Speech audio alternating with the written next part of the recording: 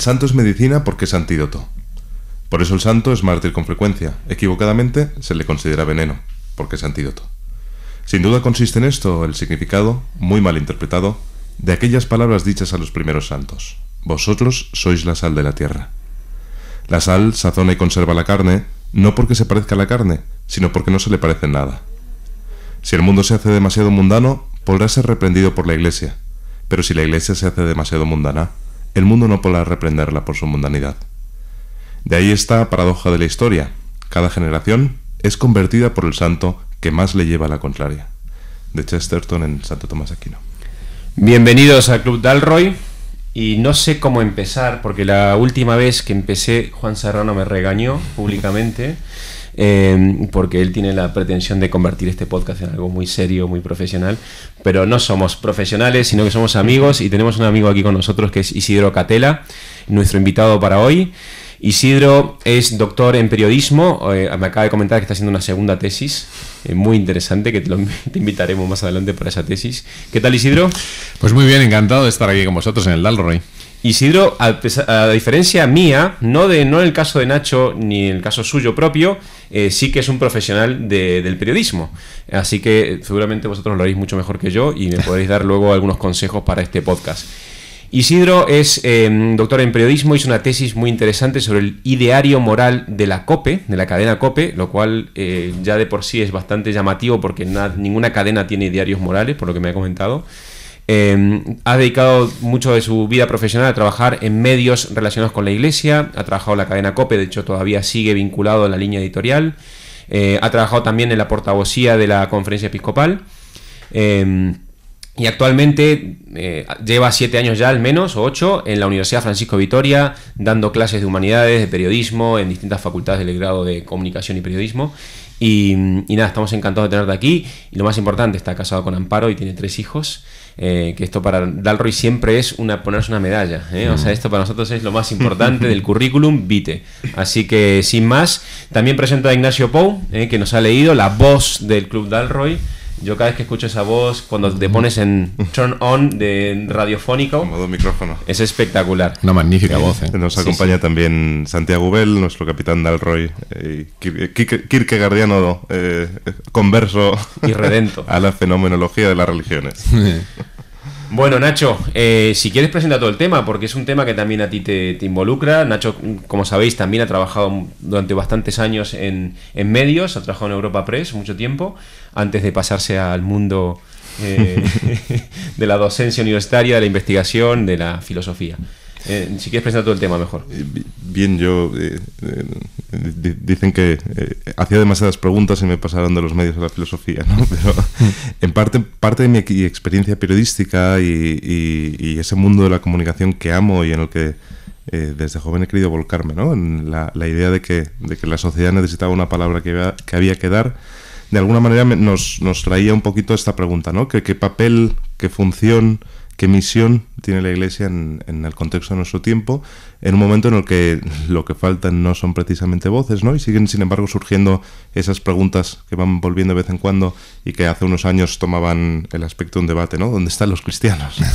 Y no por falta de medios de la Iglesia. La Iglesia tiene por detrás de la educación pública, la segunda red de educación más grande es la de la Iglesia Católica en España.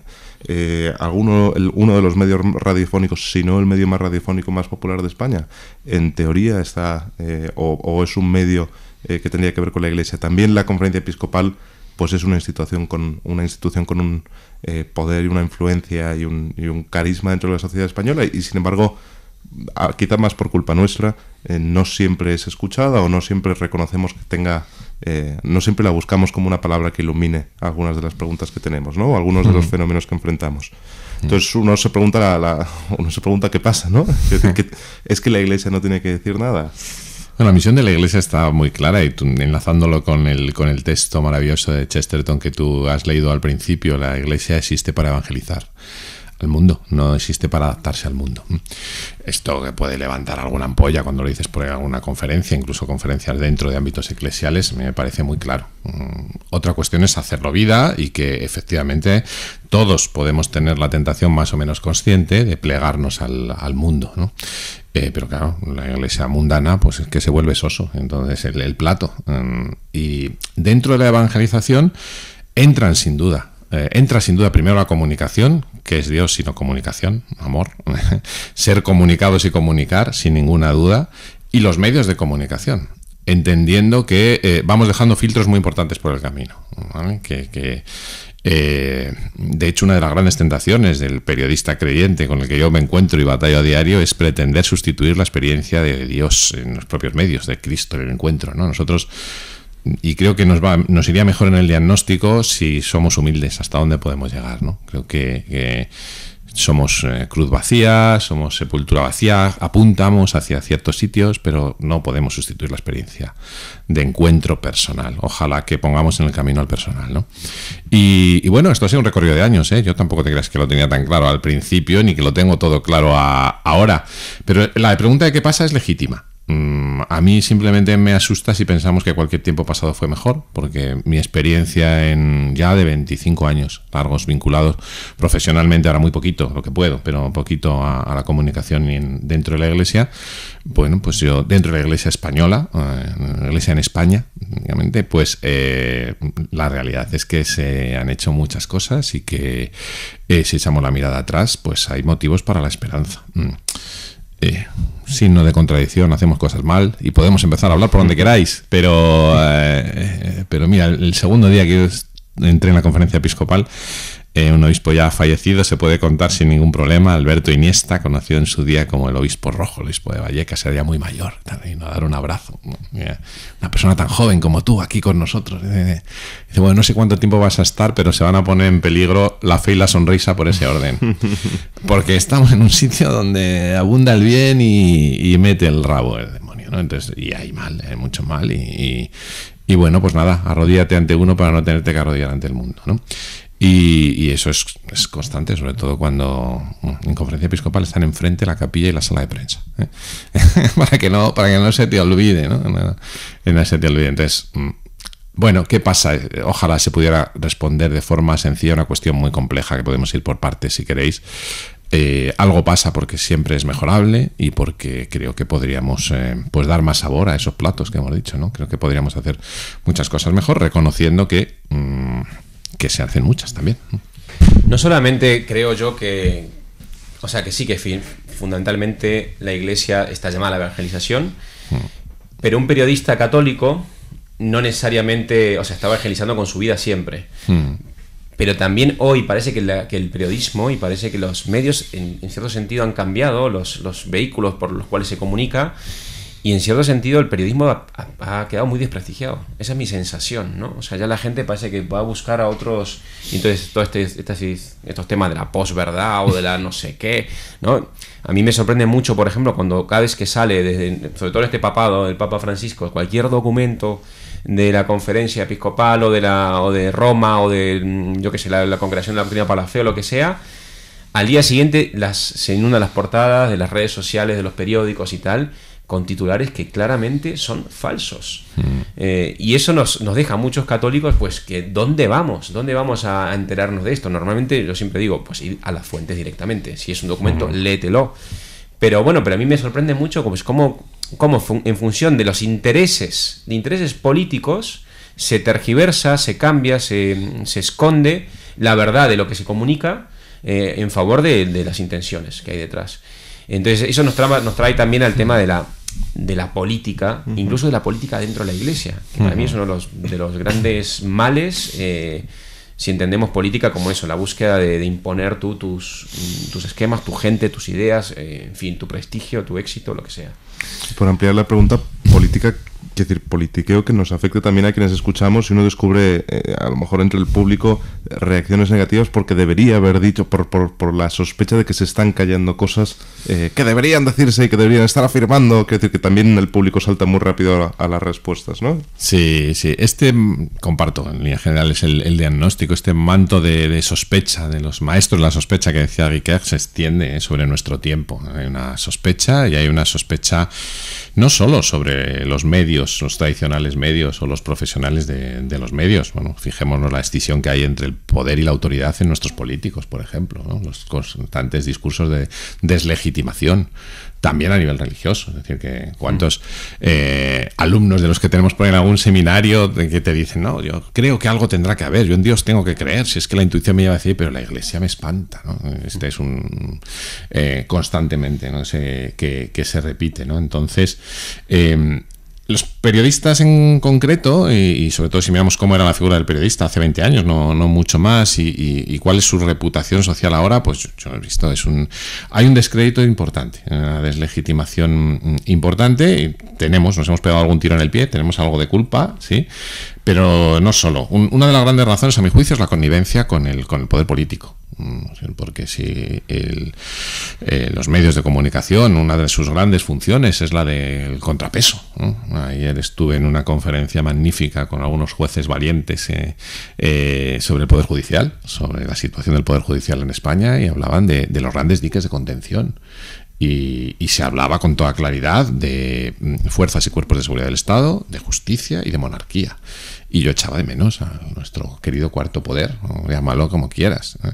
Y era generalizado, y en las preguntas aparecía del público, decía, bueno, es que a los periodistas no les podemos meter en ese saco porque la connivencia con el poder político, sea del signo que sea, y la dependencia económica de los medios de comunicación tradicionales es tan fuerte que realmente les podemos pedir poco, más allá.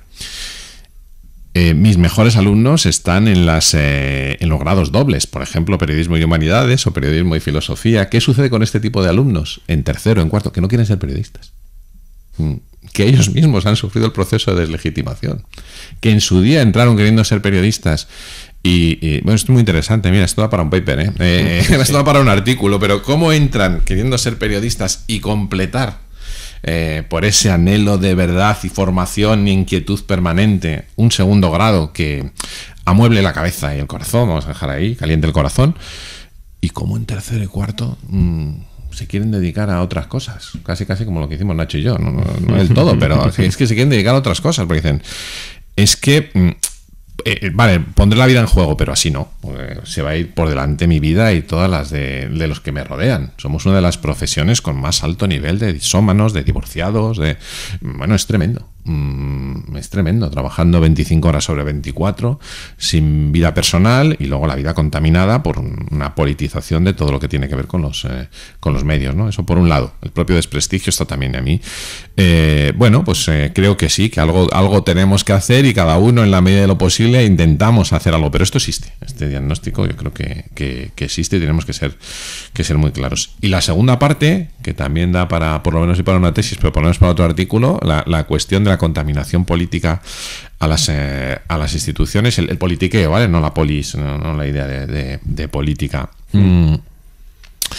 Pues claro, es que no estamos a salvo de esto. De hecho, desde fuera se nos analiza así, en muchas ocasiones se analiza así, es decir, en clave exclusivamente político-ideológica. Este obispo es conservador, este obispo es progresista, este católico es ultra, este es menos ultra, y a ver si podemos hablar con él. Es decir, son categorías que vienen, bueno, analógicamente del espectro político, y que dentro de la propia Iglesia las hemos asumido, ¿eh? No somos ajenos a esto. Mira, una anécdota con respecto a otra cuestión que metéis en la pregunta también, sobre los grandes textos y el mundo recibiendo esos grandes textos, ¿no? A mí me tocó la etapa de puesta en marcha de las primeras, lo que ha llovido ya en 20 años, las primeras páginas web, las web 1.0, que eran cuando yo llegué casi tablones parroquiales, ¿no? Bueno, había que dar un paso más, a cada uno nos toca el acento de nuestro tiempo. Y el debate con mis queridos obispos en el comité ejecutivo, en la permanente, los más reducidos, ¿no? Con todo, ¿no? que gobiernan a diario, era si poníamos en marcha, con la Secretaría General que lo llevaba, a Monseñor Martínez Camino, era si poníamos en marcha cuestiones tan sencillas como esos documentos episcopales interesantísimos, pero que leen 4 o 400, ¿vale? Vamos a dejarlo ahí. Un resumen al lado si tratábamos de divulgar, con el esfuerzo que suponía, con 10 claves para entender el documento, y luego un documento del que tenía 40 páginas, vamos a dejarlo en 4. Bueno, más o menos, les traté de convencer y me hicieron más o menos caso, que sí, pero la primera gran sorpresa, tampoco había que esperar lo contrario, ¿no? Es que las entradas en la web, nuestras métricas, nos daban que se multiplicaba por 100 las personas que entraban al resumen sobre las que entraban al documento original, ¿no? Entonces, claro, empezaba a plantear un problema a nuestros cuarteles de invierno. O sea, Isidro quita el resumen. Bien, se puede entender la tentación, ¿no? Pero la síntesis difícil es conseguir hacer un resumen divulgativo que te lleve, es decir, que suscite el interés por leer el documento. Es decir, esto me ha enseñado mucho para nuestras clases, donde tenemos que ser a veces maestros de circos de 7 pistas, donde nuestra atención está, y si pretendo que 10, no más, estoy pensando en una reciente, se lean el cántico espiritual, parece que alguno hay, no entiendo, pero tengo que empezar por Rosalía y tengo que empezar por un tuit, progresivamente, para no desacreditar la fragmentación posmoderna de, mira, tengo 140 caracteres, tengo 3 minutos, y entrar ahí, pero al mismo tiempo sabiendo que aunque dependa de ellos, tengo que intentar que no se queden ahí. Y esto sucede siempre lo mismo, con cuestiones tan importantes y que se quedan, porque hay grandísimos documentos. Es una de las grandes funciones del magisterio, que a mí me tocó vivir el magisterio, el pontificado prácticamente completo de Benedicto XVI. Es una joya para la eternidad, pero vamos, ¿cuántos se han leído una Spes Salvi, una Deus Caritas es? Poner un ejemplo. En nuestra web, una centésima parte de los que se leían el resumen. Y a la vez entiendo que buena parte es decir, evidentemente el carisma profético, ¿no? Es decir, esos textos magisteriales maravillosos que muy poquitos leen, pero que son un tesoro. Entiendo que tampoco el objetivo de una comunicación de la Iglesia es que todo el mundo viva del documento, por así decirlo, que también el periodista es correa de transmisión, ¿no? Y que esos documentos educan también nuestra mirada para que seamos capaces, como periodistas, como padres, como educadores, como amigos, como ciudadanos, como de vivir según esa mirada, ¿no? Lo digo porque en cierta manera o buena parte de mi preocupación viene por el hecho de que muchas veces no reconozco que aquellas voces que se reconocen o que se asocian o que se afilian desde esa lógica partidista a una mirada católica sobre el mundo, de hecho sean capaces de dar más sentido. También porque tengo la confianza en que aquello que es capaz de dar más sentido, aquello que es una interpretación, una mirada más rica, más plena sobre el mundo, también parece más comunicable. Porque esos discursos particulares por fuerza tienden a volverse más incomunicables. Sí, la Iglesia es madre y maestra. Primero madre.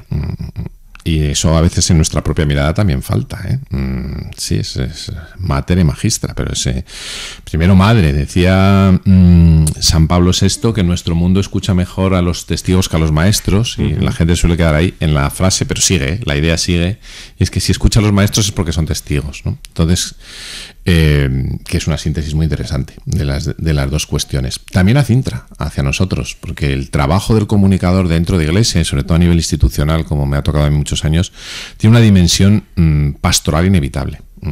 Es decir, yo no estoy solo para resumir documentos, estoy solo para hacer más divulgativos los documentos episcopales, para tener 3 minutos de gloria en una entrevista de radio, de televisión, sin estrellarme yo, porque no nos comunicamos a nosotros mismos, sino que estoy para, en la medida de lo posible, que y con todas mis limitaciones, mi comunicación sirva para la comunión también de aquellas personas alejadas. Es decir, que esto de amigos en el infierno, pero vamos, se entiende de todo signo y condición, porque aunque luego te tomes un café o comas con el periodista X del medio X en el que todos estamos pensando y que existe en todos los países y donde 9 de cada 10 ponen a caldo a la Iglesia, son personas que tienen que ver en ti un testigo. No un catequista si no quieren, ¿no? Pues si quieren un catequista, que vayan a otro. Yo les daba nombres de catequistas y alguno venía queriendo un catequista. Pero un testigo sí, porque la tenemos que hacer creíble. No un mero técnico, no un mero profesional, muy aseado, No. Aquel al que puedan venir a ojalá, a darle un abrazo, a preguntarle, a ponerle encima de la mesa mi preocupación, porque mira, no somos del todo creyentes, pero estamos convencidos de que la educación concertada católica en España es la mejor y queremos un cole. ¿Cuál nos recomiendas? ¿Con quién nos pones en contacto? Esto es una dimensión del comunicador inevitable, absolutamente inevitable. Es que se está muriendo mi padre y quiere un cura. Jamás lo hubiera pensado. Entonces, ¿dónde llaman los periodistas? Pues a las agendas que tienen, aunque ellos y claro, eso para nosotros también tiene que ser muy interpelador, porque lo tenemos que tener claro, ¿no? No somos, lo peor que nos pudiera pasar es ser funcionarios, una especie de funcionarios de la fe, ¿no? Papa Bergoglio lo dice muchas veces, Francisco, ¿no? Y creo que esa contaminación mundana de la que hablamos al principio, de la que no estamos a salvo, es una de las peores cosas que nos puede pasar en esa línea, ¿no? Hay otro tema que, escuchándote hablar, Isidro, me ha recordado un libro tuyo, que no me recuerdo bien el título, es algo así como Desconectados, puede ser. Me desconecto, luego existo. Sí. Me desconecto, luego existo. Pues estaba pensando, efectivamente, a veces, o sea, vivimos posmodernamente en el fragmento, en los 3 minutos, en los 140 caracteres y tal, pero esa experiencia nos deja tan vacíos, ¿no? O sea, yo cuando lo confieso, o sea, yo soy, en un momento me entra la ansiedad y me descargo en Twitter, entonces me voy a ver Twitter y me pongo a ver Twitter, estoy 1 hora viendo Twitter, que ves pequeñas no sé qué, y salgo hundido. Es la experiencia de una realidad disminuida, ¿no? Una realidad aumentada. Y además artificial. Es como si viviésemos en un mundo artificial. Y luego lo que me rescata de eso, pues es la mesa con mis hijos. Y Felipe, come bien eso, no te metas eso en la boca. O mi mujer que me da una palmada, ¿no? Porque me ve cansado. O sea, el cara a cara. O un da rollo, veros a vosotros y charlar un rato. Y me da igual que no nos escuche nadie. O sea, quiero hablar de esto porque me interesa. Entonces, esa experiencia del contacto personal, de la relación personal, contrasta muchísimo con esta situación del estar desconectados, pero al mismo tiempo, si te desconectas del todo, pierdes la ocasión de generar esos posibles encuentros futuros, ¿no? Sí, o sea, porque tú tienes Twitter, por ejemplo, y tienes un libro que habla de desconectarnos. Entonces, cuéntame un poquito. Sí, tengo redes moderadamente, pero tengo redes. Yo me engaño muchas veces a mí mismo diciendo que bueno, que lo mío es trabajo y es vocación, pero al mismo tiempo es que no depende solo del uso, ¿eh? Las propias redes están, muchas de ellas, pensadas para la adicción. Suena dura, pero nos escuchaba el otro día. Nos salimos un poco del tema, pero yo creo que la gente lo entiende perfectamente, ¿no? A un experto, era psiquiatra, al que le preguntaban a qué edad le quiere usted darle a su hijo el primer móvil, ¿no? Decía, bueno, pues y le había respondido, impactando un poco en un colegio, en una asociación de padres, a la edad que usted quiera que tenga acceso libre al porno, ¿no? Ahora que está de moda. Exactamente esa es la edad a la que usted le tiene que dar un móvil a su hijo, porque todos vivimos permanentemente conectados. Y hemos, más allá de la posibilidad de un mal uso, del abuso, de entrar a contenidos que ya no están en nuestra mano porque no vamos nosotros a por ellos, incluidos el porno, sino que vienen a nosotros, hemos sustituido la conversación, por ejemplo, por la conexión, por la mera conexión, muy mayoritariamente. Y fíjate que la conversación es una experiencia humana y humanizadora, es decir, que te humaniza en la medida que tú miras a la cara al otro, en la medida que conversas con un café por el medio, en la medida que estás desconectado, y que luego tu conexión va a ser mucho más rica. Una de las experiencias más brutales, yo he hecho ya 2 aquí aprendiendo de los maestros en San Francisco de Vitoria, 2 peregrinaciones a Tierra Santa con chavales, es la hora del desierto. Su desierto. ¿Por qué? Porque empiezan casi a fibrilar. Es que no pueden estar 15, 20 minutos sin el dispositivo móvil. Me cuesta a mí, que he cumplido los 50 años, me cuesta a mí, que estaría en transición entre los famosos inmigrantes y nativos digitales. Entonces, claro, ¿qué sucede cuando te quedas quieto o consigues quedarte quieto y desconectado? Pues cuando nos quedamos quietos, lo que nos sucede paradójicamente es que nos volvemos inquietos, que empiezan los dragones interiores, las tentaciones. Es decir, que la quietud nos lleva a una inquietud, si es sincera, si conseguimos esos 15 minutos, 20 en el desierto, no hay quien los aguante. Pero no hay quien los aguante por las tentaciones que aparezcan ni por los dragones, sino porque es un momento absolutamente maravilloso para el encuentro. Es el desierto como lugar de encuentro. Entonces nos da miedo verdaderamente tener experiencias de amor pesado, lo que decía San Agustín, del amor es mi peso, de amor pesado con mi mujer, de amor con peso, el peso entendido hacia dónde se inclina el corazón, ¿no? Con el periodista, con mi hijo. ¿Por qué? Pues porque yo también estoy como un hámster en la rueda dando vueltas. Y claro, 25/24, y así no hay quien viva. Entonces, es fácil de decirlo, yo lo digo en el libro, es fácil de decirlo, muy difícil de hacerlo. No el futuro, sino el presente, dado que en ese precipicio estamos todos. Entiendo, para vivir la vida lograda, que decían los clásicos, la vida fecunda, es la de aquel que logre, nunca mejor dicho, integrar equilibradamente en su vida y en la de los que le rodean las ventajas que nos proporciona un mundo conectado, ¿no? Sin renunciar a ellas, que podría ser, porque podemos decir, bueno, venga, sin televisión, yo les admiro mucho a los que lo consiguen y tal, pero bueno, no, las enormes ventajas que tengo, ¿cómo las voy a integrar para que propicien el encuentro personal? Es decir, para que estén en esa línea que decías, ¿cuántos contactos tengo? Yo me gusta provocar a los alumnos cuando sale este tema en ética, virtudes y vicios, las adicciones contemporáneas, es ¿cuántos contactos tenéis? ¿Y cuántos amigos? ¿Forman parte de los contactos también? ¿Y cuántos amigos íntimos tenéis? ¿Y cuánto tiempo personal de vuestro día dedicáis a la meditación / oración? Espero que los creyentes recéis, además de meditar. Y claro, es que nos interpela, somos una mosca cojonera si nos ponemos así, pero para nosotros mismos también, porque nos interpela necesariamente porque confrontamos cuál es la realidad, ¿no? Vivimos en la rueda de la agitación permanente, y así no hay quien viva. Así no hay quien viva de verdad, ¿verdad? Porque lo que tenía que ser un maravilloso medio, pues se ha convertido en un fin en sí mismo, ¿no? Y no estamos libres, ¿eh? Sí, no, además, incluso no solamente, o sea, que esto es parte de la condición humana. Creo que es Pascal el que dice, ¿no? Que el gran mal de nuestro tiempo, imagínate, la silla y la habitación, estar solo, ¿no? Que el hombre no puede estar solo sentado en una habitación. Si hubiera conocido Tinder, bueno, Tinder, Twitter, Facebook, lo que sea, Instagram o TikTok, ¿no? Pero es un reclamo que nos desparrama completamente. Y lo que necesitamos es recogimiento. Entonces, yo a las personas creyentes les digo siempre, es decir, a los católicos, a los que habitualmente, pues eso, de charlas en obispados, en curias, y me preguntan dónde estar, para dónde estar. La primera pregunta que aparece siempre, yo no les contesto con lo del porno, yo le digo siempre presénteme a su hijo, ¿no? Porque hay hijos con 11 años que les daría el móvil y otros con 40 a los que se lo quitaría. Entonces, vamos a ver quién es la persona, ¿no? Pero el para qué y el por qué estamos es muy importante. Es decir, si vamos a estar en redes sociales haciendo lo que hace todo el mundo, pues lo que hace todo el mundo en el peor sentido de mundanidad, o haciéndonos lo gracioso y exhibiendo el vanitas vanitatis en Twitter porque somos los más graciosos y ocurrentes. No, es que nosotros no estamos para comunicarnos a nosotros mismos. Primero una renuncia personal y después una capacidad, que no siempre es sencilla, de que tu comunicación tiene que remitir a otro, por lo menos a otro con minúscula. Ya veremos si llega más allá, ojalá que sí. En nuestro caso tiene que ser muy explícita, ¿no?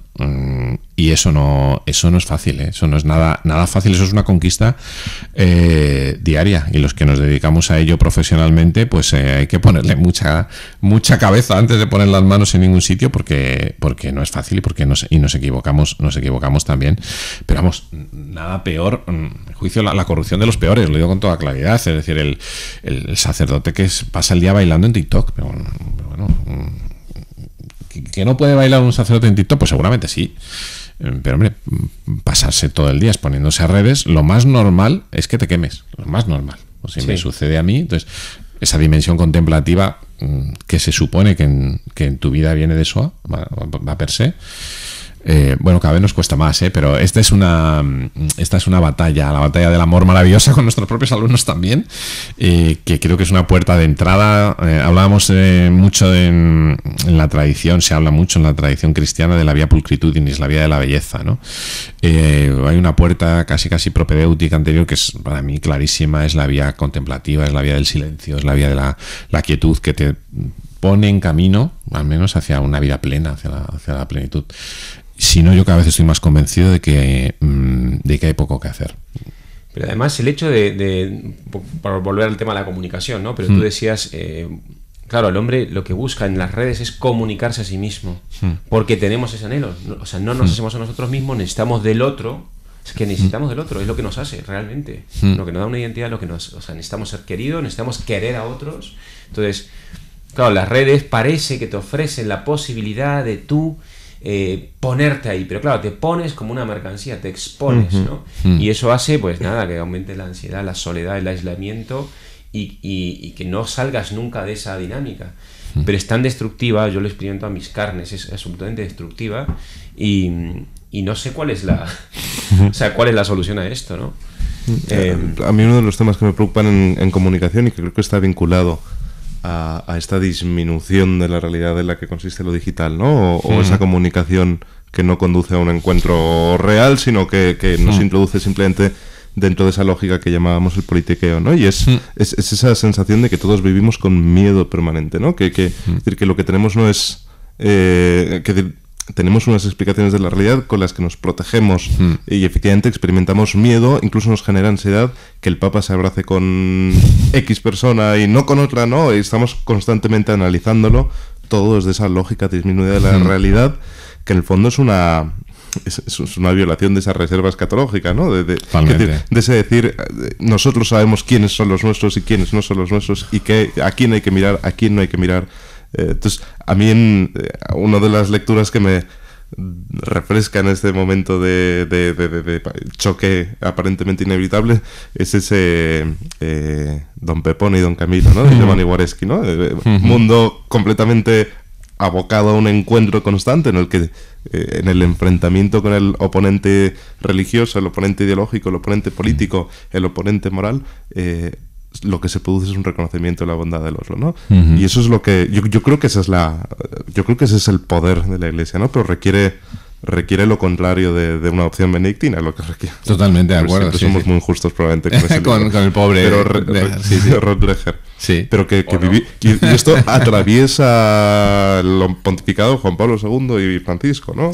Pasando por a nuestros cuarteles de invierno, no, por favor. No. Ahora, yo entiendo, que si los grupos estufan han existido siempre y la necesidad de que mis hijos con una adolescencia y con agua en la pecera o en el océano que tienen, pues es que les viene muy bien rezar con otros, entre comillas, como ellos. Es absolutamente fundamental. Pero no con miedo, porque salimos con miedo. Y no mirando hacia no con la idea de repliegue. Es decir, ¿a mí qué me sirve? Aunque puede servir aunque la pregunta no es la primera, el para qué te sirve, ¿no? Pero con toda la humildad posible y reconociendo que no me sale muy a menudo y para eso tenemos la suerte los católicos del volver a empezar en los sacramentos, ¿no? Pero el silencio, la desconexión, esta quietud de la que hablábamos, ¿a mí qué me da? Cuanto más meto en mi vida de esto, no para hacer experiencias de nirvana, claro, en mi caso para poner la palabra de Dios en el centro, claro, pues me da claridad en el discernimiento prudencial. O sea, yo estoy mucho más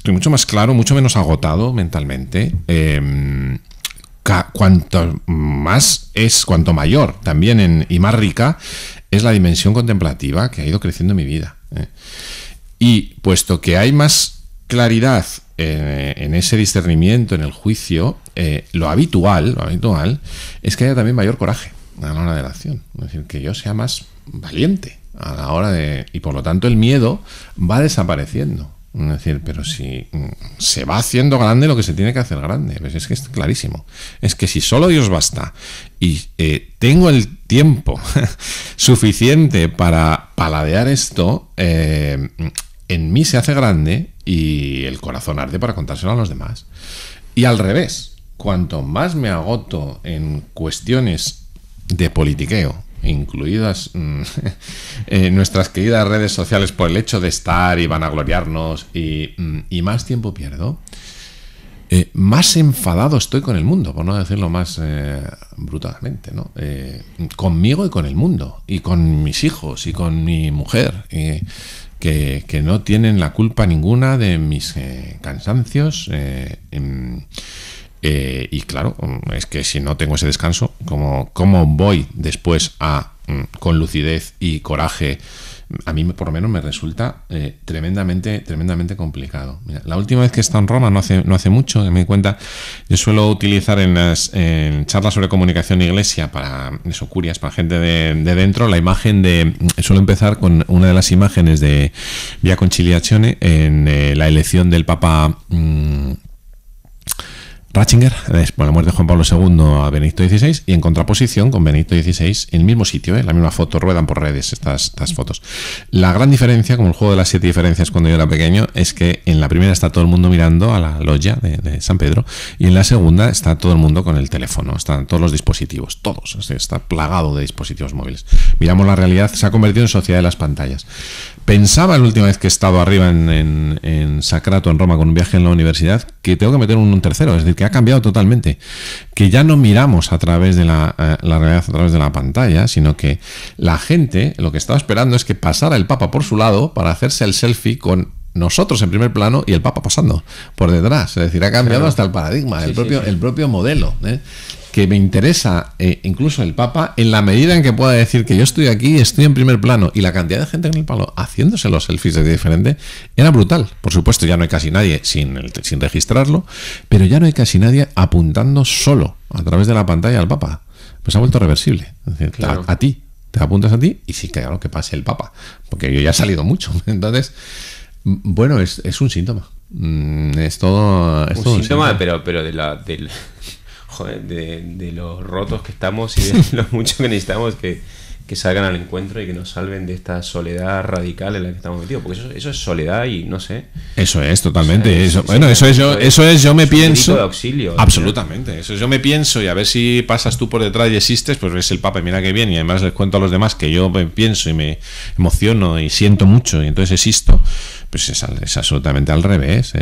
Tú existes, es la alteridad, es el otro, y yo me pienso desde. Claro. Me encuentro en tu mirada. Efectivamente, me encuentro en la posibilidad. Me descubro en tu mirada. Y solo tu voz que me llama, sí. Absolutamente, en tu rostro, que decía Levinas, ¿no? Sí. La mayor desnudez que puede haber. Y entonces el imperativo ético brota inmediatamente. Es muy difícil que brote sobre ti porque estás absolutamente agostado, estás absolutamente embebido y ensoberbecido en eso lo hemos dicho en la Vanitas Vanitatis, ese que está en el Eclesiastés, y tampoco descubrimos nada. Lo que pasa es que, claro, eso es una rueda perversa. Yo con los alumnos, cuando trabajamos el narcisismo digital, el mito es un tema en ética, como decíamos antes, y normalmente ellos piensan que al pobre Narciso le pasa lo que le pasa porque está enamorado de sí mismo, solo provocarle. No es así, está enamorado de su reflejo, está enamorado de sus tuneos, está enamorado de su imagen. Es que es diferente. Ojalá estuvieran enamorados de sí mismos con sus heridas, ojalá con sus encuentros con el otro. Eso es maravilloso. Eso es la imagen que proyecta. Nada. Que quieres proyectar. Efectivamente, esa imagen idealizada. Y a la vez, perdón, esto mismo nos vuelve a recordar también cuál es la proyección, cuál es el poder, cuál es la auténtica misión de la comunicación y del periodismo desde una óptica católica, ¿no? Porque esas personas que están buscando desesperadamente una mirada a sí mismas pueden ser miradas por otros, ¿no? Por otros que en la medida en que forman parte del cuerpo de Cristo pueden tener esa mirada paternal, y aquí depende también uno de cómo sea su relación con Dios, ¿no? Pero en el momento en el que uno se descubre mirado así, también se hace capaz de mirar así a otros. Yo estuve durante algún tiempo muy cerca de muchas personas que estaban en la órbita de Comunión y Liberación, ¿no? Y hay una frase frecuente entre todos los conversos, porque además suelen tener ciertas expresiones que se van repitiendo y reproduciendo, pero porque capturan muy bien una experiencia común, ¿no? Que es, me encontré con alguien que me había mirado de un modo que nadie me había mirado nunca, ¿no? Esa posibilidad, esa mirada con amor, para la que el católico tiene todas las razones, o tiene toda la capacidad, tiene toda el amor, tiene toda la posibilidad de entregarle al mundo de una manera que el mundo no es capaz de darse. Eso también ilumina, y eso también... Me lo contaba Miquel Azurmendi, fallecido tal cual, en sus últimos años, en su libro El Abrazo, cuenta la experiencia, es militante de ETA, para el que no lo sepa, y bueno, converso, ¿no? Muy próximo a Comunión y Liberación en sus últimos años de vida. Dice, me encontré en las barriadas marginales de Madrid, a la que llegué a través de algunos amigos de Comunión y Liberación, con personas que me revolvían la vida por dentro, porque nadie las había mirado y me miraban a mí como esas personas me miraban, ¿no? Entonces, bueno, eso es impresionante. Que pudiéramos conseguir un poquito de eso con nuestra comunicación sería maravilloso, claro, porque además Y hay que reconocerlo así, hay que ser astutos y sagaces. Sabemos que hay gente que trata de que esa mirada, es decir, de amputarla, es decir, de que el otro piense que el que le está mirando y además de manera con el dedo acusador es el obispo, y que ahí se queda todo. En ese nivel, mis queridos obispos son muy necesarios, pero claro, estigmatizados en una publicación como es el que te señala con el dedo, pues este señor. Entonces, claro, inmediatamente la demagogia en ese otro nivel del que hemos hablado es pues este señor que tiene que decirme a mí sobre familia o sobre moral sexual, que es sobre lo único que hablan. No sobre lo único que hablan, sobre lo único que hablan las cámaras de eco donde tú te mueves, claro, en las redes, claro, donde vas a buscar la confirmación de lo que previamente, los errores de confirmación, lo que previamente ya sabías. Entonces vas y dices, mira, aquí está el chivo expiatorio maravilloso. Él es, no. Esa es un desafío maravilloso que tenemos que trascender. Igual que nosotros apuntar el obispo tiene que apuntar hacia, o el religioso, la religiosa de clausura, en la vida del otro. Es decir, no, si es que el que te ama infinitamente es otro, ¿no? Que es otro completamente. Claro, con la lógica mediática, parecen mundos tan separados. Esta sí que parece la ciudad de Dios y la ciudad de los hombres, pero vamos, sin posible punto de conexión, ¿no? Bueno, mi experiencia es que es posible, no es muy frecuente, pero porque, en fin, lo bueno cuesta, además son procesos, pero es posible y es una tarea, una misión y una vocación hermosísimas, aunque al mismo tiempo, como estamos viendo, muy sacrificadas, muy martirial. ¿Cuál no lo es? Pero esta tiene ejemplos clarísimos. Es decir, sabes que va a haber martirio. Esperemos que no muy cruento, pero que va a haber martirio. Vamos, yo tengo, no las he vuelto a abrir, pero tengo colección de mis 10 años en conferencia episcopal de insultos hacia mi persona en medios de comunicación. A mí y a otros que estaban al lado. Entonces, claro, eso pues hay que llevarlo con mucho amor hacia el que te insulta y muchos hermanos alrededor que te sostienen en la oración. Eso existe y va a seguir, pero nos tiene que distraer de lo esencial, ¿no? Me ha encantado una cosa que no has dicho, pero que has ido expresando a medida que vas diciendo cosas, que siempre hablas de la Iglesia en primera persona. Y eso, que un periodista que está tan expuesto además a esas cartas bomba y esas navajitas que te pueden enviar en el sobre, ¿no? Como ha pasado a algunos pobres víctimas de nuestra política, pues que digas, no, si somos Iglesia, es que basta de hablar en tercera persona de la Iglesia. Si tú eres de Iglesia, tú eres Iglesia, ¿no? Yo creo que al final se ha notado nuestra tendencia a las humanidades y absolutamente y vamos a hablar, yo quería hablar también, no sé, de preguntarte cosas picantes de por qué no escucho la COPE, ni mis amigos escuchan la COPE y cosas así, pero no sé, por ahí tenemos un poquito de margen, por ahí podemos volver a temas más mundanos. A lo que queráis. Yo me he dejado llevar hacia donde habéis ido vosotros, no he sido yo, pero sí, es que tenemos una tendencia evidente, claro. De hecho, la conversación que teníamos justo antes de encender los micrófonos, ¿no?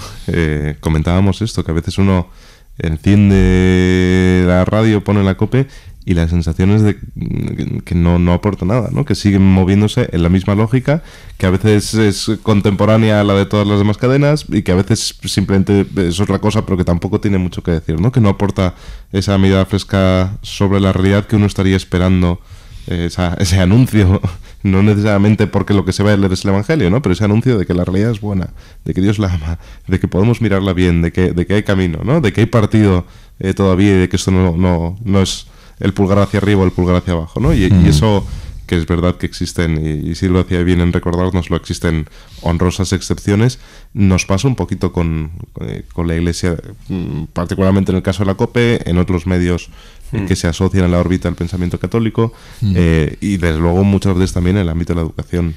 Y eso genera mucha sospecha, porque al final cuando ves que hay intereses políticos y sobre todo que no se busca esa mirada de comunión, ¿no? Esa mirada salvífica, ¿no? De vamos a salvar lo bueno de todo, y aún más, que parece que mirar bien al mundo significa comprar absolutamente cualquier cosa que el mundo diga, ¿no? Y entonces estamos analizando cosas desde las teorías que niegan precisamente. Tú lo has dicho con un ejemplo magnífico, es cuando nos enfadamos porque el Papa abraza a alguien. Joder, es que el Papa tiene que abrazar a todo el mundo, y mientras más pecador, más abrazo, más fuerte, ¿no?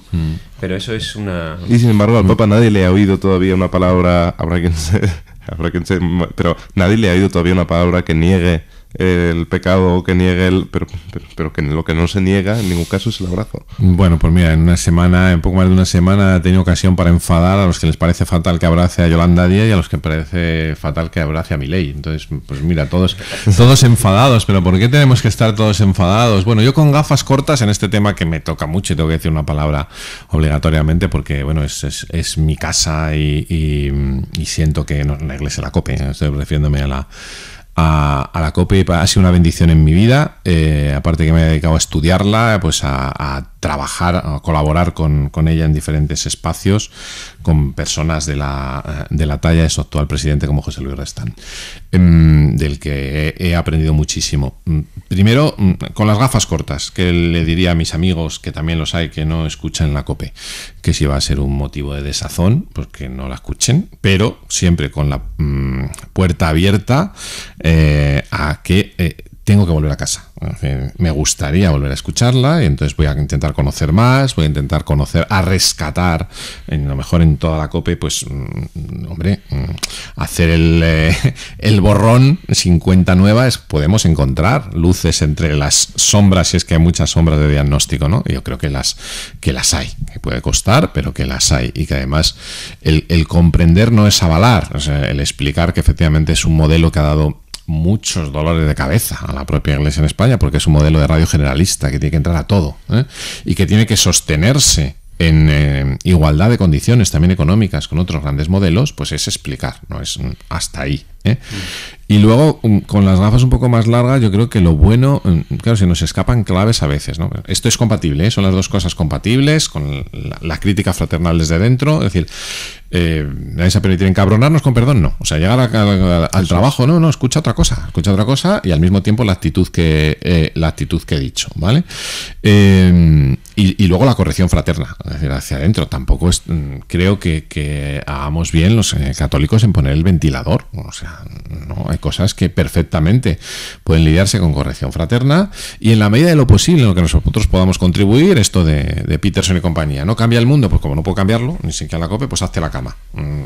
Empieza, porque si no te has hecho la cama, pues empieza por escuchar la línea editorial de la cadena COPE, empieza por escuchar, en lo poquito que escuches la línea COPE, el programa de la linterna de los viernes por la noche. Es que, bueno, busca que hay. Y luego, si miramos con perspectiva, con las gafas un poco más de ver más largo, pues os aseguro que es una bendición en el panorama político y cultural español que haya podido existir la COPE, un modelo como Radio Renascença en Portugal, con todas sus debilidades. ¿Por qué? Pues porque han sido muchos los intereses, y no especialmente buenos, ni para el bien, que durante mucho tiempo, y algunos de forma explícita, han querido y han pretendido que la COPE no existiera, o le han puesto un cheque a los obispos encima de la mesa diciendo pongan ustedes los ceros, porque en España hay muchas, o sea, si solo va a haber, y dentro de 10 años solo va a haber espacio para una. Entonces, unámonos todos, que vamos a ser nosotros, y olvídense de la COPE y pongan ustedes los ceros. Esto ha sucedido. Voy a hablar de mi libro. Os entrevista a 12 obispos españoles. Hay un obispo, que es José Sánchez, está vivo todavía, fue portavoz de la Conferencia Episcopal, que lo cuenta, ¿no? Una de sus conversaciones con Polanco. Que Dios tenga en la gloria a ser posible.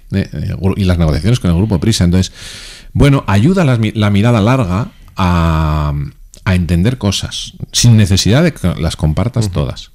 Y, por supuesto, entendiendo, y soy el primero, que la programación, incluso el modelo de COPE es mejorable. Pero yo doy gracias al Señor que exista, y escucho COPE y otras cosas. Y no toda la COPE todos los días, pero por eso mismo no pongo a caldo a toda la COPE, ¿no? Exactamente igual el que trato, la escucho menos, y ahora ya no tengo obligación, pero rescato cosas muy interesantes en la cadena SER o en la Sexta o en, no sé, hay algunos que somos así. Yo no me dice marxista por leer El Capital. Algunos son, léelo, hombre, léelo. Tampoco estamos para perder el tiempo todos los días. No hay cosas que al minuto 2 pues va. Sabéis que contaba Paco Umbral que él tenía 2 piscinas, parece que era cierto, me han contado algunos en Madrid, una piscina llena de agua y una piscina llena de libros, y la de los libros es que como tenía poco tiempo y ese mal carácter que Dios le había dado, aunque él no creía que era Dios el que se lo había dado, y expandía, pues empezaba a leer libros que le llegaban y al minuto 2 decía una mierda, ¡pum!, a la piscina. Y entonces tenía una piscina llena de libros que no habían pasado del minuto 2, ¿no? Creo que nosotros estamos obligados a mirar la realidad de forma amorosa y eso incluye darle la oportunidad de algún minuto más, incluso la oportunidad al que ha escrito un libro de mierda que hay umbral a que el siguiente, porque la conversión siempre es una puerta abierta, sea mejor. Y que nosotros tenemos que tratar de contribuir para eso. A mí me cuesta, yo soy el primero que me cuesta. Pero vamos, el Señor afortunadamente y me pone en su sitio. Luces, que todo el mundo no es una caverna, hombre. Hay cavernas oscurísimas en el mundo, muy oscuras. Y estamos en un momento, cuando no sabemos qué decir, decimos complejo. Estamos en un momento complejo, muy complejo. Tiempos recios de Santa Teresa. Y hay cavernas oscurísimas, hemos hablado de algunas. También dentro de la propia iglesia, ¿no? Pero es que hay gente que se piensa, y nos están tratando de convencer a algunos, que todo el mundo es una caverna. Y eso no es así. No es así. Eso es hacerle una injusticia enorme a la realidad. Entonces, toda la COPE no es una caverna. Es curioso, porque yo estaba diciendo aquí que hay que mantener la reserva escatológica y amar incluso a los otros, pero hay que mantener la reserva escatológica y amar incluso a los tuyos. Incluso que a veces yo peco de lo contrario. Incluso a los tuyos, ¿no? Es que el Papa repite, yo sé que se lo ha repetido a obispos españoles al final de audiencias, lo de recen por mí y tal. Y entonces cuando ya se van, hombre, eso seguro, dice sí, pero a favor. recen a favor o sí, o tal cual es, que esto es así, que no solo con los obispos españoles, hombre, Santo Padre, no baje con nosotros hasta la calle, que ya nos acompaña el urgente. No, si es para asegurarme que no se llevan nada, ¿no? Antes de terminar, a mí me gustaría, ya que probablemente algún alumno tal vez de la universidad que nos escuche este podcast, un alumno tuyo de periodismo que está en esa encrucijada de dedicarse a otra cosa, ¿cómo lo aconsejarías para que no pierda esa motivación bonita, buena, ese reclamo vocacional de dedicarse a esto? Pues vamos a ser muy, muy prácticos. En tiempo de desolación no hacer mudanza, que decía San Ignacio, es decir, si estás desolado no tomes decisiones, decisiones de este tipo, claro, otras hay que ir tomando, pero decisiones de ese tipo e independientemente de a qué te vayas a dedicar, es decir, el propósito final hacia donde tú creas, mires que va a ir, reconcíliate con la profesión, lea un Kapuczynski, lea un Lolo, el Beato Lolo, por cierto, un primer periodista que yo creo que va a ser santo. Maximiliano Kolbe. Maximiliano Kolbe, efectivamente, reconcíliate con la profesión, con los buenos modelos de vida buena, incluso, ya digo, algunos santos. A mí me ha gustado mucho una cosa que dijiste vais a ser mártires. A mí me parece un reclamo muy potente, muy bueno. O sea, vamos, vas a morir ahí en el surco, pero bueno, como la semilla de mostaza. Así que nada, no sé si ya es hora de cerrar, Nacho. Yo creo que sí, ¿no? Estamos bien de tiempo. Últimos minutillos, pero me lleva un montón de cosas, Isidro, te juro, me he quedado con muchas cosas y hasta casi como consejo que me he apuntado. Uno es destruir la televisión de la mesa familiar, apagar un poco eso, y sobre todo buscar ese momento de silencio y de recogimiento para salir al mundo. Ese momento de desierto, de encuentro con el Señor diario. Esto lo estamos experimentando mucho los que estamos haciendo Exodus, que además tuvimos aquí al profeta Barahona hace unos días. Es que con el profeta Barahona, ¿quién no va a querer ir al desierto? No sé cómo se puede vivir una vida sin eso. No sé cómo se puede vivir una vida sin eso. Y nos damos he vivido cuenta. años pasando con una oración muy precaria, pero de verdad es que me está cambiando la vida. Buscar un tiempo largo, un tiempo bueno, de calidad, aunque luego sea un desastre. Hoy, por ejemplo, me levanté a las 6 de la mañana para rezar y se me despertaron 3 hijos. O sea, fue como que dirigieron en ese momento, uno llorando, el otro se baja, se durmió al lado mío mientras yo rezaba y se puso a roncar a un nivel de un niño de 6 años que a mí dije, esto es un animal, es un rinoceronte. Pues vive con la gracia, porque cuando miras para atrás, yo ahora reconozco en mi mujer, en mis hijos, en mis padres, que cuando hablamos de cosas y cuando yo estaba por ahí, pues eso, en la tele o viajando constantemente, ¿no? Ellos sostenían, no solo sostenían la oración, sino, mira... No, pero eso es oración también. Absolutamente. Mi experiencia fue que eso es una oración muy potente. Muy potente, muy potente. Mira, Señor, no estoy a esto, pero estoy aquí contigo y por ti, ¿no? Entonces, bueno, pues nada, Nacho, ¿tú quieres decir alguna cosa más? Yo soy uno de sus alumnos, supongo, no porque fuera Isidro alumno directamente de Isidro, que por generación no fue posible, pero yo mis padres dicen que me equivoqué de carrera, ¿no? Porque yo estudié periodismo en la Francisco Vitoria.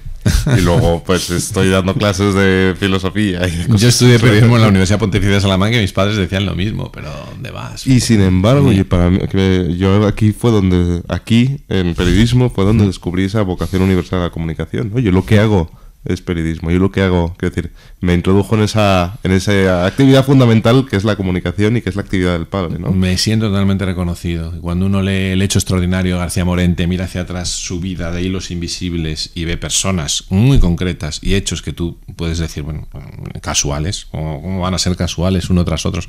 Con personas concretas en una facultad de periodismo donde se te presenta una decana y te dice, la necesidad que tenemos, por cierto, en la iglesia, me he enterado que tú vas por la parroquia de los jesuitas, y te pone delante una vocación de futuro y te cambia la vida, porque yo pensaba dedicarme al periodismo cultural, estas cosas, o a narrar partidos de fútbol, fíjate, ¿no? Y aparece una persona concreta, ¿no? Un ángel en tu vida concreto, un hecho extraordinario, que luego puedes hilar y te das cuenta que no te has equivocado de vocación, que era absolutamente imprescindible para luego dedicarnos a pensar sobre ella, a terminar en una universidad.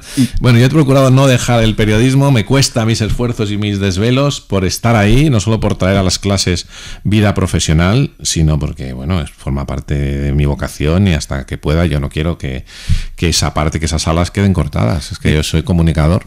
Y que perdónenme los que se puedan sentir ofendidos, ¿no? Pero uno puede equivocarse con la vocación a la bioquímica, pero la comunicación no puede equivocarse. Sí, totalmente. Porque comunicación en la comunicación nos lo jugamos, en la comunicación vivimos. Absolutamente, sí, vamos, pero se pueden equivocar, ¿eh? En primero le decimos a los alumnos que se pueden equivocar. Sí, yo tengo a los de Bellas Artes que no suelen equivocarse, quizás en la elección, porque a los pobres les va a tocar sufrir mucho, pero son muy vocacionados. Digo, no sabéis equivocar, ¿no? Has mencionado El hecho extraordinario de García Morente, que es un librazo. Ese momento donde solemos recomendar libros, ¿eh? Puedes tirar de ese que ya has recomendado o de otros que creas que nos puedan ayudar a meternos más en el tema, Bueno, pues nada, me vais a dejar uno mío de publicidad en 30 segundos. Un libro que tampoco estaba en mis planes escribirlo, pero fue un obispo, está publicado en Ediciones Encuentro, es pequeñito, tienen una colección sobre santos y martirio, una general, y luego los libros de santos de toda la vida, de vidas de santos, pero divulgativas para el siglo XXI y contadas. Y un obispo me dijo, esta vida de un laico la tiene que contar un laico, y bueno, uno no tiene voto de obediencia, pero casi dije, bueno, venga, vale, y tal. Y durante un año me cambió totalmente buena forma de mirar las cosas. Es la vida de Frank Jagerstatter, el protagonista de Vida Oculta. Entonces el librito se llama Los que no juraron a Hitler. El 75% del libro es la vida de Frank, y al hilo de la película que acaba, y de su beatificación reciente, que estaba muy reciente, a la que asistió su mujer, que ha muerto hace poco. Y luego algunos otros, ¿no? Para desmitificar, es un librito muy sencillo y muy pequeño, ¿no? Y bueno, y otro, pues uno con el que estoy releyendo, sí, con los alumnos de Bellas Artes, fíjate que les acabo de... la mitad de la clase que tenía un libro voluntario y se han puesto con él, se llama Elogio de la vida imperfecta. Es otro librito pequeñín, es de Paolo Squicciato, y creo que tiene mucho que ver con algunas de las cosas que hemos dicho. Por ejemplo, empieza con una imagen potentísima de la madre naturaleza sobre cómo nacen, entre comillas, las perlas de la ostra. La ostra necesita ser herida, lo cuenta en una página, ¿no? Le entra una impureza de un granito y a partir de ahí la ostra, de forma autoinmune, genera una sustancia, una especie de membrana que se llama madreperla. De esa sustancia nace la perla. Moraleja: no hay perla sin ostra herida. Y bueno, es un librito de una carga espiritual, la última parte profundamente confesante, católico, pero que puede leer cualquier persona, porque creo que le va a interpelar esta idea de que la perfección, si no te ha matado, te va a matar, ¿no? Y que también a nosotros, a nosotros los creyentes, si no entendemos que nuestro corazón, hasta que no descanse en él, va a estar inquieto, va a estar inquieto. Entonces, que tenemos que pasar por la herida, y tenemos que reconocer la herida, y hacer nuestra la del otro, y reconocerla en el del mundo. Bueno, pues 2 libritos muy pequeños, se leen en una semana cada uno, y tienen que ver los dos con el martirio de vida y de vida profesional. Qué bueno, muchísimas gracias. Gracias. Yo tengo uno muy breve, muy rápido, lo voy a decir y te dejo la palabra, Nacho, para que tú cierres. Hemos empezado con Chesterton, pues acabamos con Belloc. Hilary Belloc, su gran amigo, el Chester Belloc, este monstruo entre los dos formaban, pues tiene un librito que se llama La Prensa Libre, que está en Nuevo Inicio, donde, bueno, pues estos temas en la cabeza maravillosa de este gran historiador, periodista que fue Hilary Belloc, pues nada, yo lo recomiendo para los amantes de estos temas. Magnífico. Y yo al hilo de esta conversación iba revisando algunos textos, algunos de ellos que no había leído, ¿no? Y he descubierto algo que había pasado totalmente por debajo de mi radar, que son los mensajes del Papa Francisco para las 3 últimas jornadas de las comunicaciones sociales, que además juntas forman una sola obra, por así decirlo, están disponibles en la página web del Vaticano, y que son un método pensado para los comunicadores sociales, ¿no? Un método con esos 3 movimientos que son el venid y veréis, el escuchad y el comunicar con el corazón, que se convirtió luego también en ese lema del cardenal John Henry Newman, ¿no? El corazón habla al corazón. Entonces he empezado a leérmelos y estaba sobre todo pensando en quienes compartan esta vocación a la comunicación, que somos todos. Y son breves, para no asustar, son documentos breves. Pero que profesionalmente somos unos cuantos, pues para mí es algo que me voy a llevar para meditar con más tranquilidad. Pues nada, con esto terminamos. Muchas gracias, Isidro. A vosotros. A invitar. Muchas gracias, un placer haber estado aquí con vosotros. Hasta pronto.